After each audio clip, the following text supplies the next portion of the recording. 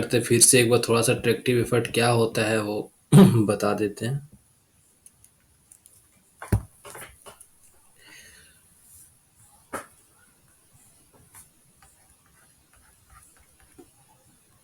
Tractive effort को इस तरीके से लिखते हैं, ठीक है ना। Mu into W L. Mu क्या हो गया, कोहेशन था।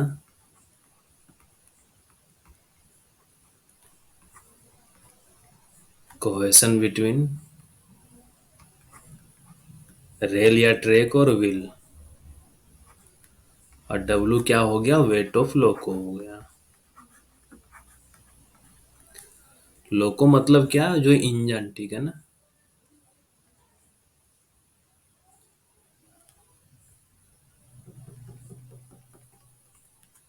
ये मान लो मेन इंजन है, इसी से जो भी अटैच माइन कार टब जो भी है,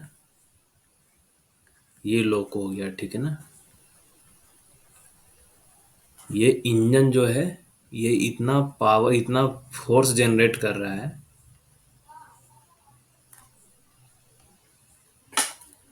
कि जिसके कारण ही आगे की ओर लोको मूव करेगा, ठीक है। तो ट्रैक्टिव एफर्ट में क्या लेते हैं, म्यू हो गया कोहेशन, और डब्ल्यू एल क्या हो गया, वेट ऑफ लोको। मतलब यही पावर जनरेट कर रहा है। पावर जनरेट कौन कर रहा है, जो इंजन होता है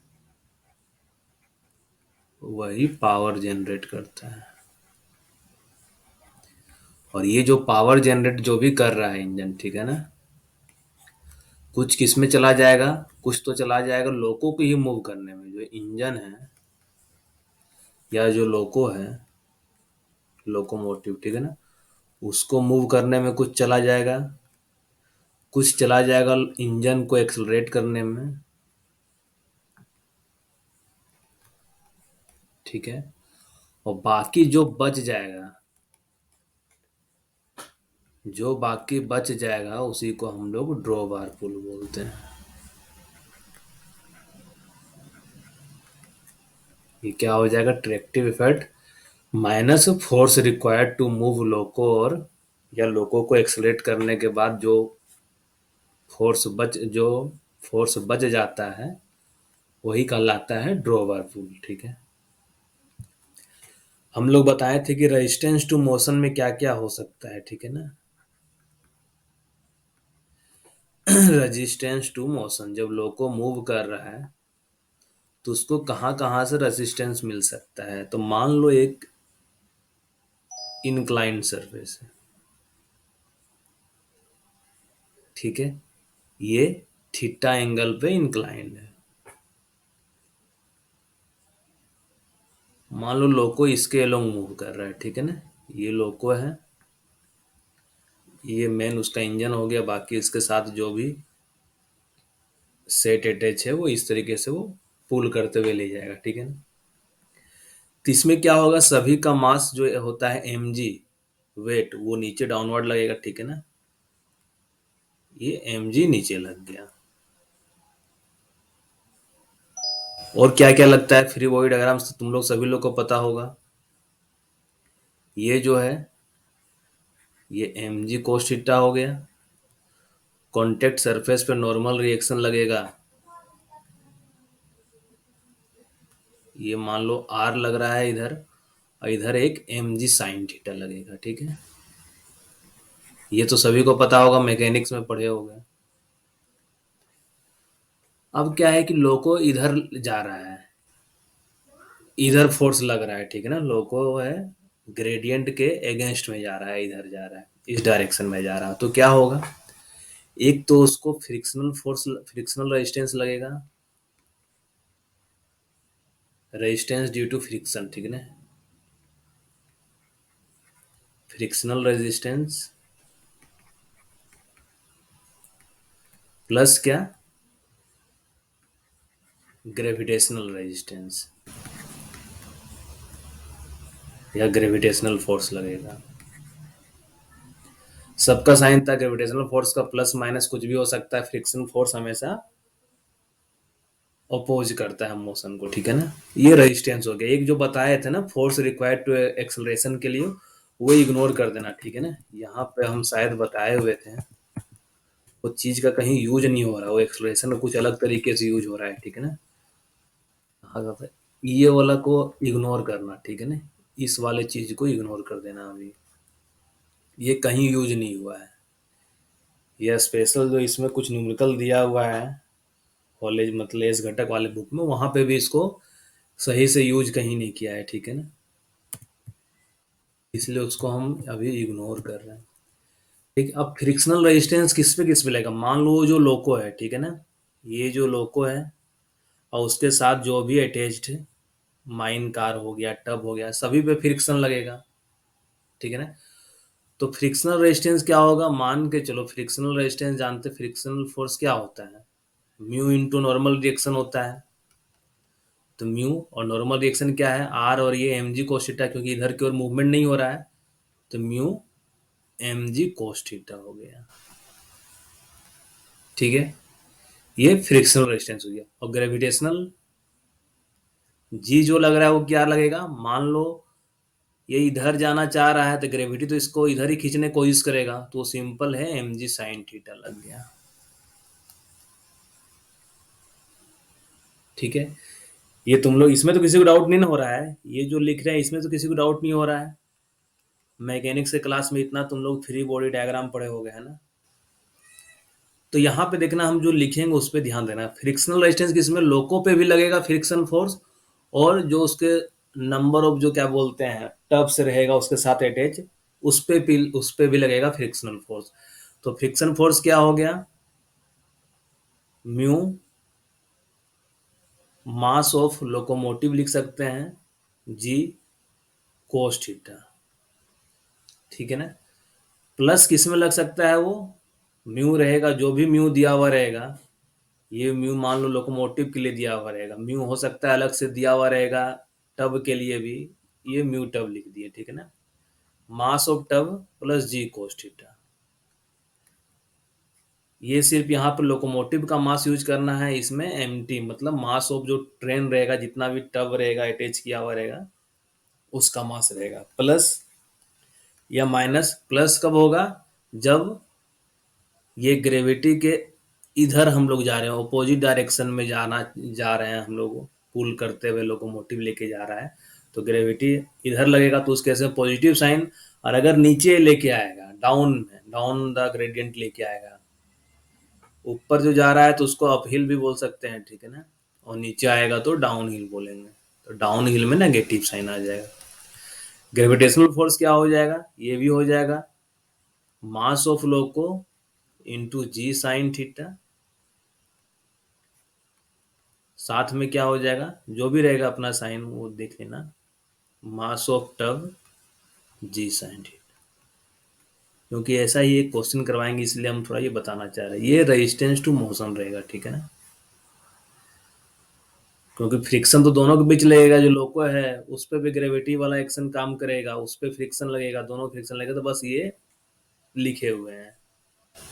ये कल भी हम बताए हुए थे, ये तो हम लोग यूज कल भी किए हुए थे, ये देखो लास्ट क्लास है मतलब, क्या यूज किए हुए थे यहाँ पे देखो, है ना। म्यू डब्ल्यू कोशिटा है ये फ्रिक्शन फोर्स, तो यही ना, म्यू डब्ल्यू क्या लिख सकते हैं, M G cos theta, frictional resistance. तो मास हम लोकोमोटिव का अलग कर दिए हैं, मास ट्रेन का अलग कर दिए, मतलब यहाँ पे ये एम है तो टोटल मास हो गया। अब हम लोग जानते हैं, देखो साइन थीटा को टेन थीटा भी बहुत बार लिखता है, और टेन थीटा क्या, वन बाय ग्रेडियंट मान लो 1/10 के फॉर्म में दिया हुआ है। तो फॉर अ स्मॉल एंगल होता है ना, for a small angle theta sine theta equal to equivalent होता है टेन थीटा के। तो टेन थीटा 1/n के फॉर्म में, ये तो टेन थीटा 1/10 के फॉर्म में रहता है, तो इसलिए यहाँ पे ये जो ग्रेविटेशनल के जो ग्रेविटी वाला जो फोर्स लग रहा था, या ग्रेडियंट जो रेजिस्टेंस काम कर रहा था ना, वो डब्लू साइन थीटा या डब्लू साइन थीटा माइनस का हो सकता है। अब फिर डाउन हिल जो रहेगा प्लस माइनस उसके अकॉर्डिंग साइन चेंज हो जाएगा। और साइन थीटा सिर्फ क्या हो जाएगा, साइन थीटा को क्या लिख सकते हैं हम लोग, टेन थीटा या डब्लू बाई एन भी लिख सकते हैं। तो इस चीज को ध्यान देना, जिस तरीके से क्वेश्चन रहेगा वैसा यूज कर लेना है। ठीक है।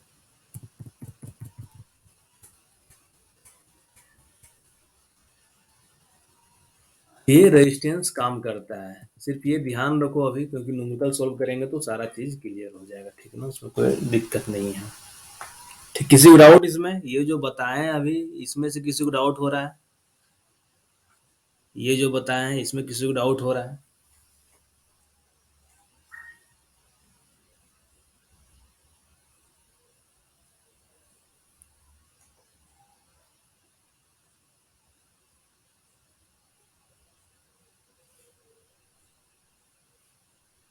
कल तो एक क्वेश्चन भी किए हुए थे ना, एक्सलरेशन करने के लिए, मतलब जो एक था एक्सलरेशन शायद दिया हुआ था कुछ ना वैसा क्वेश्चन, मतलब लास्ट क्लास में ये जो क्वेश्चन सोल्व किए हुए थे, तो इसमें भी तो हम लोग वही कॉन्सेप्ट पूरा यूज किए हैं।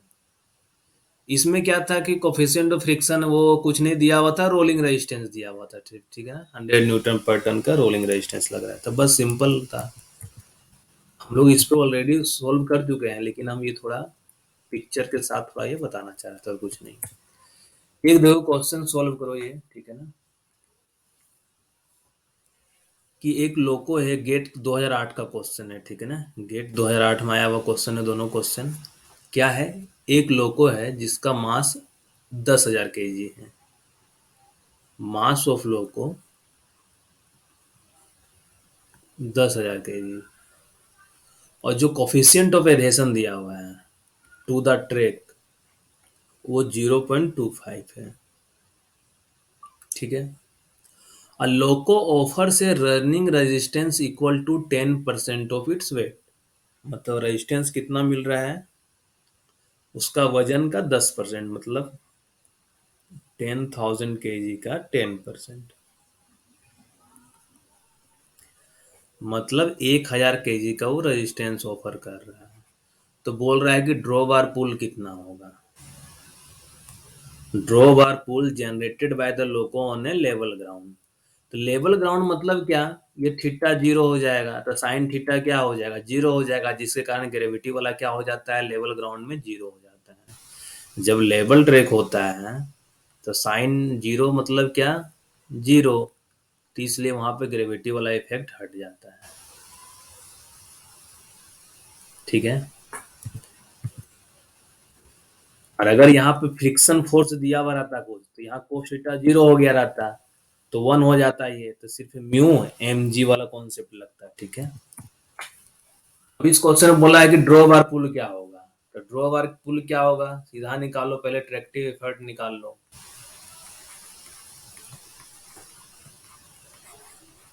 ट्रैक्टिव एफर्ट निकाल लो, वो क्या हो जाएगा? Cohesion, the coefficient of cohesion और वेट ऑफ लोको। म्यू कितना दिया हुआ है? 0.25। वेट ऑफ लोको क्या हो जाएगा? 10,000 kg है, इसको 9.81 से मल्टीप्लाई कर दिए, ये ट्रैक्टिव एफर्ट हो गया। अब इसमें रेजिस्टेंस कितना का ऑफर हो रहा है? 1,000 kg का।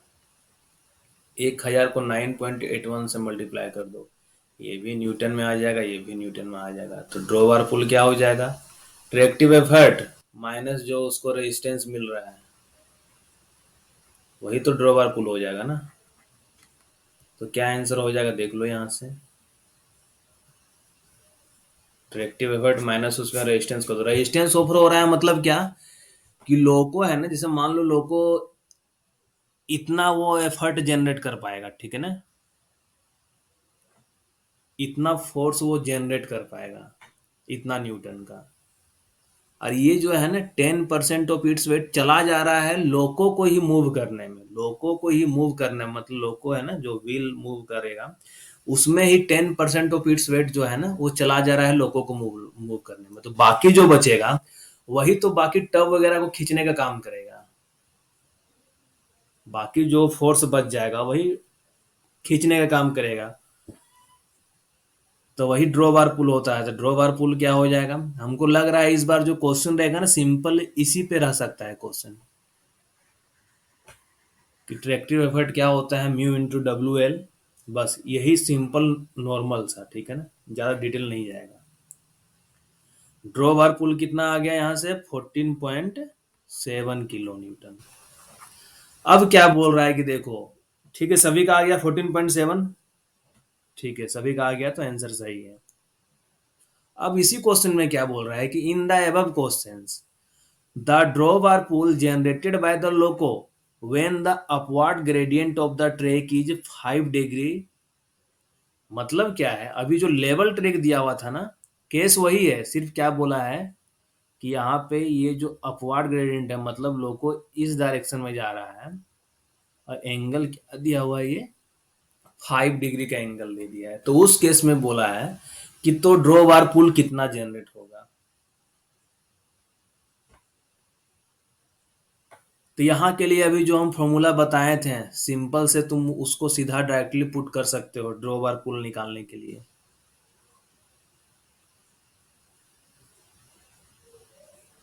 ठीक है, तो क्या हो जाएगा ऊपर वाले क्वेश्चन में, मतलब रेजिस्टेंस कितना हो जाएगा, इसके लिए एक रेजिस्टेंस एक्स्ट्रा आ जाएगा, कौन सा रेजिस्टेंस, ग्रेविटी के कारण, ठीक है ना, ग्रेविटी के कारण जो रेजिस्टेंस लग रहा है वो हो गया M G sine theta. M कितना दिया है लोगों का, 10,000 kg। जी कितना हो जाएगा, 9.81, और साइन थीटा कितना हो जाएगा, साइन 5।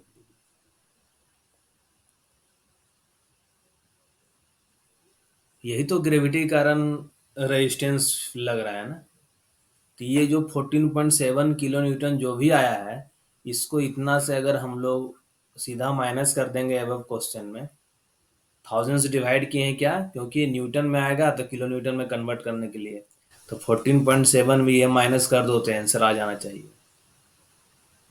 क्योंकि बाकी सारा चीज वही है, यहाँ जो लेवल ट्रैक दिया हुआ था ना, यहाँ पे दे दिया है कि 5 डिग्री के, मतलब वो जो ट्रैक है ना 5 डिग्री इंक्लाइन में, उसका इंक्लाइनेशन हॉरिजॉन्टल से 5 डिग्री है। किसी को डाउट होगा तो पूछ लो, पूरा सोल्व करना है या यहाँ से क्वेश्चन बन जाएगा।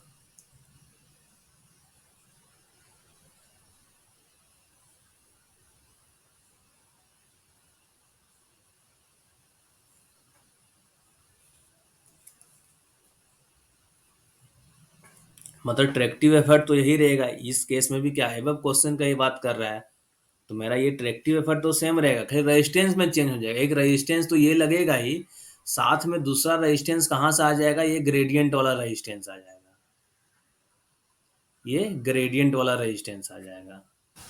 फ्रिक्शन वाला कुछ केस यहाँ दिया नहीं, फ्रिक्शन मान लो यही जो दिया हुआ यही फ्रिक्शन वाला केस हो गया है, रनिंग रेजिस्टेंस, बाकी ग्रेडियंट वाला एक यहाँ पे रेजिस्टेंस ऑफर हो जाएगा।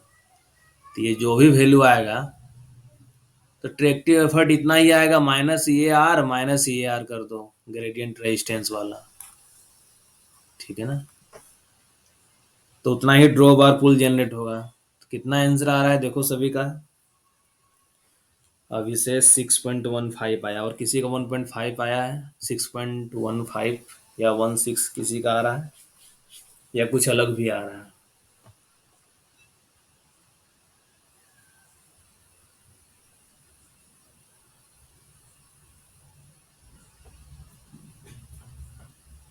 ये आ रहा है ना, ठीक है।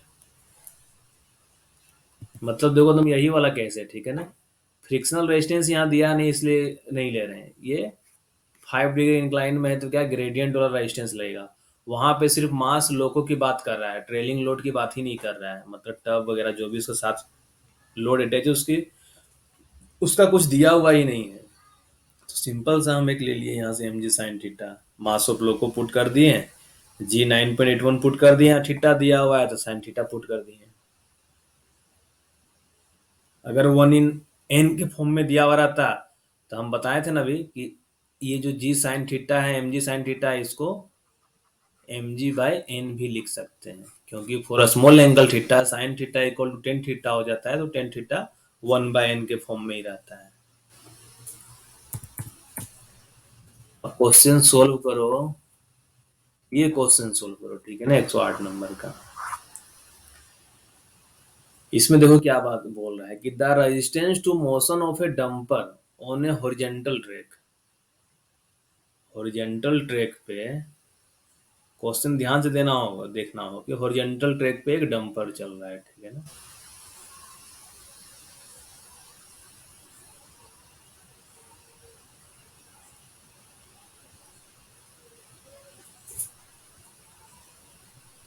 ये इसको जो रेजिस्टेंस मिल रहा है यहाँ पे, वो मिल रहा है 35 प्लस 0.1 V² न्यूटन पर टन का। मतलब अगर 1 टन ये इसका लोड हो गया या जो भी होगा 1 टन का, तो 1 टन पे इतना का इतना न्यूटन का उसको रेजिस्टेंस मिल रहा है, 35 प्लस 0.1 V² न्यूटन का। यहाँ पे भी क्या है, वेलोसिटी इन मीटर पर सेकेंड। ट्रैक्टिव एफर्ट दे दिया है कि it's tractive effort is 325 Newton पर टन।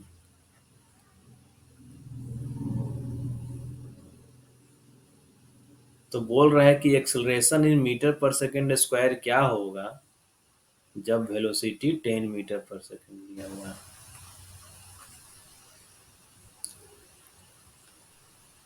ठीक है, इसमें क्या करना होगा, पहले ट्रैक्टिव एफर्ट तो दे ही दिया है, हम लोग मतलब फोर्स बराबर मास इंटू एक्सेलरेशन का फॉर्मूला यूज करना है।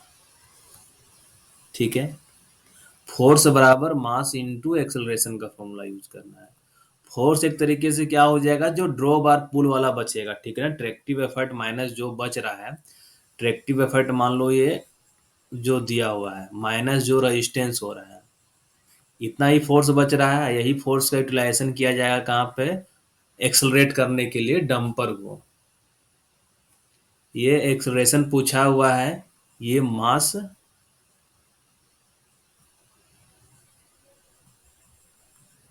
यही एक्सप्रेशन पूछा हुआ, बाकी सारा डाटा दिया हुआ है।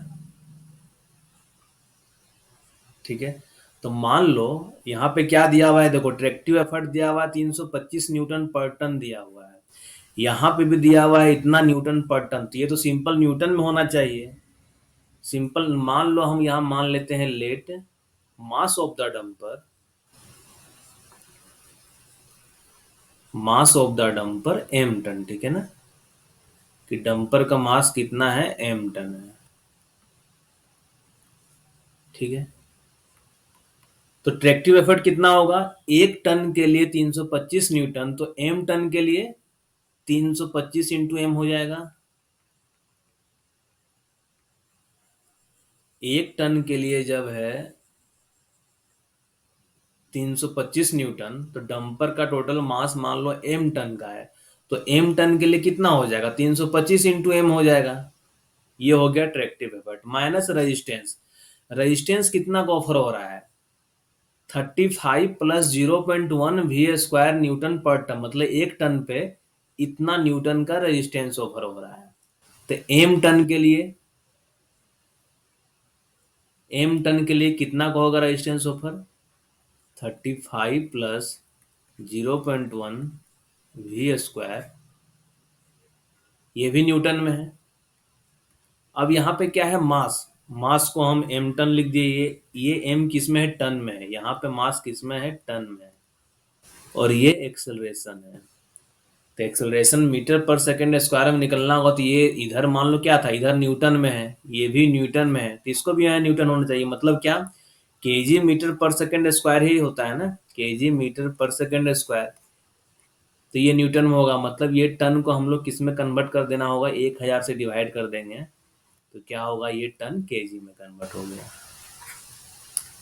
अब सारा डाटा पुट कर दो, जो दिया हुआ है सारा पुट कर दो, क्या हो गया है, 325 m माइनस 35 प्लस 0.1 इंटू भी का स्क्वायर, मतलब 10 का स्क्वायर m, यहाँ पर हो जाएगा m डिवाइड बाय 1000 इंटू ए हो गया। m कट गया, ये m कट गया, ये m कट गया। ठीक है, तो एक्सेलरेशन क्या हो जाएगा,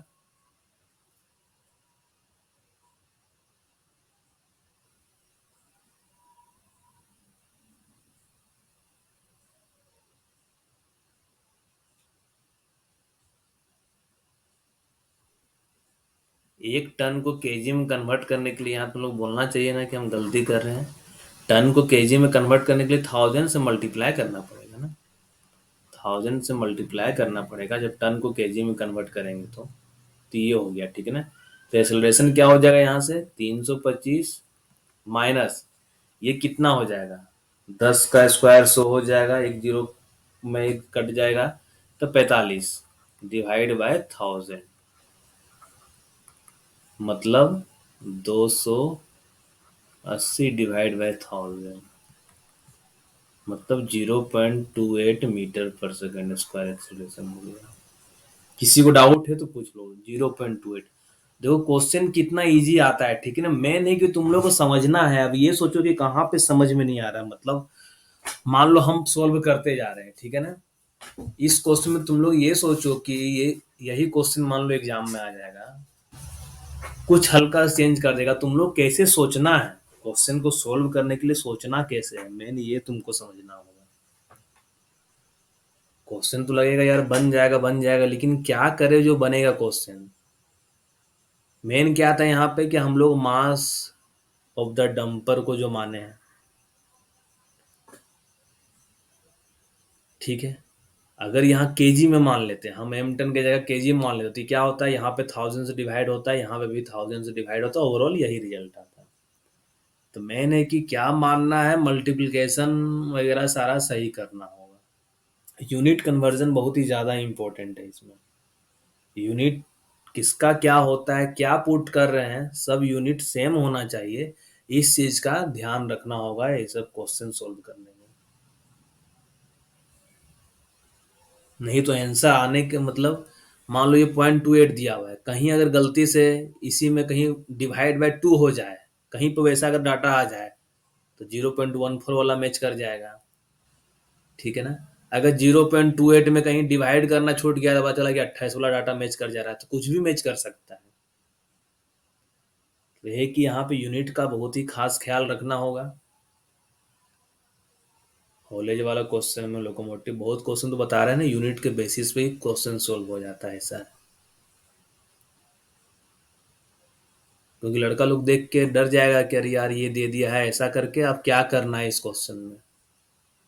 कुछ करना नहीं है, जो दिया हुआ है पहले उसको लिख लो, क्या पूछा है कैसे सोल्व करना है वो सोचना होगा तुम लोग। मतलब कोई भी नया क्वेश्चन देखते हो तो पहले सोचो कि क्वेश्चन में क्या पूछना चाह रहा है, कैसे स्टेप, एक बार स्टार्ट हो गया तो क्वेश्चन बन जाएगा। मैंने कि स्टार्ट कैसे होगा ये समझना